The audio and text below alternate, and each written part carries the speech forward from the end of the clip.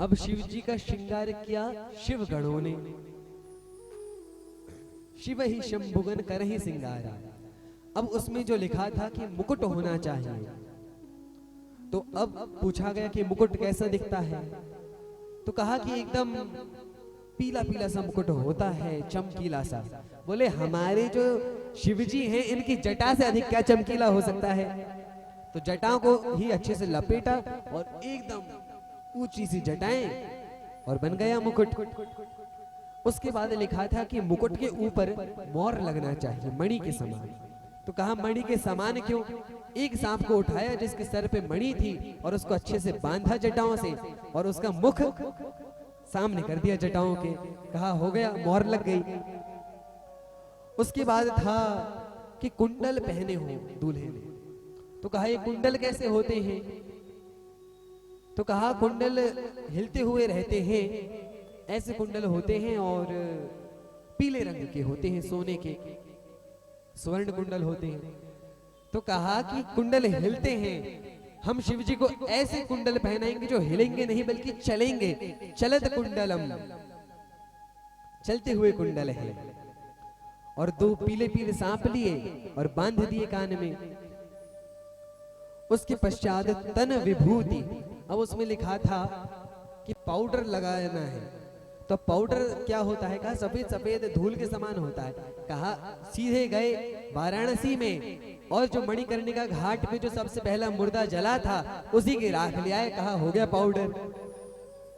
तन विभूति पटके हरी छाला। और कहा कि अच्छे वस्त्र पहने हो।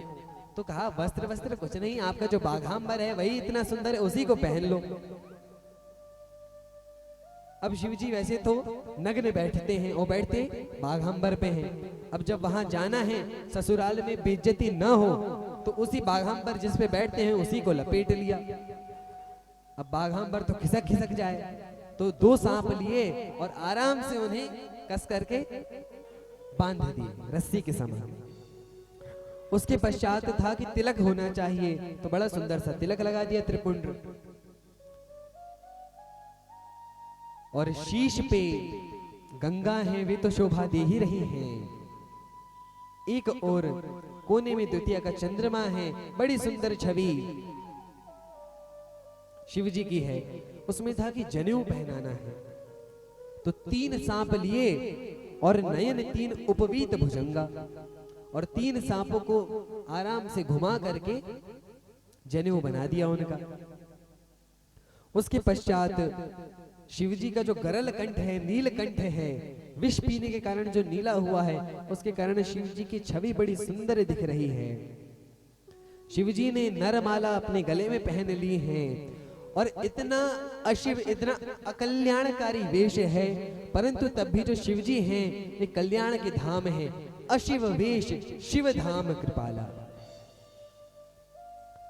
और उसमें था कि जो दूल्हा है उसके हाथ में तलवार होनी चाहिए। शिवजी ने कहा इसको हटाओ, हमारा त्रिशूल दो।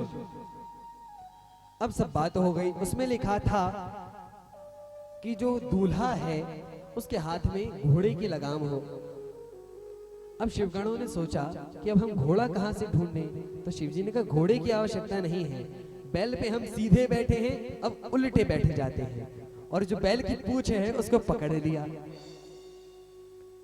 यह सुनने में बड़े ही हास्य की बात है, परंतु कितनी सुंदर शिक्षा दे रहे हैं शिवजी कि जो वृषभ है, जो बैल है, वह धर्म का प्रतीक है। यदि आप गृहस्थ आश्रम में प्रवेश कर रहे हैं और आप धर्म की पूंछ पकड़े हुए हैं तो कोई आपका कभी कुछ बिगाड़ ही नहीं सकता है।